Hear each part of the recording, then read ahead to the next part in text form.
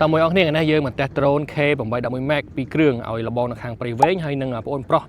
នៅខាងព្រៃវែងដូចគ្នាគាត់ថានៅស្រុកខុសគ្នាបាទនេះខ្ញុំចប់ GPS ចប់អីហើយឥឡូវយើងមកហោះឡើងទាំងអស់គ្នាជាថា drone ពីរហ្នឹងបញ្ជាចិត្តគ្នាបានអត់ឆ្លងគ្នាគាត់ថា tele វាអាចបញ្ជាបានត្រូវគ្នាតែដល់ពេលដែលយើង connect វាហើយគឺបញ្ជាអត់ឆ្លងគ្នាបញ្ជាចិត្តគ្នាបានបាទតោះឥឡូវយើងរុញមួយហោះសិនបាទរុញហោះទៅហើយឥឡូវទុកវាចោលលើហ្នឹងណាវាអីអានេះយើងចប់ GPS ហើយរុញមួយទៀតបាទយើងរុញដាក់ទឹមគ្នាហ្មងនេះអូខេឥឡូវយើងបែកកាមេរ៉ាទៅនោះបាទឃើញទេពីចិត្តគ្នា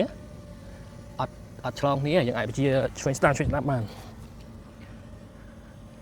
អូខេបញ្ជាទៅតែមួយអត់ឆ្លងគ្នាចង់ទៅមុខក៏បានដែរនេះហេយើងអាច blink ដៃចោលអត់មានបញ្ហាអីដែរយើងលឺសូរទីហ្នឹងមាន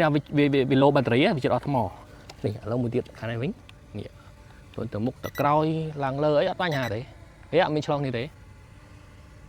បាទលេងដៃចោលអត់មានបញ្ហា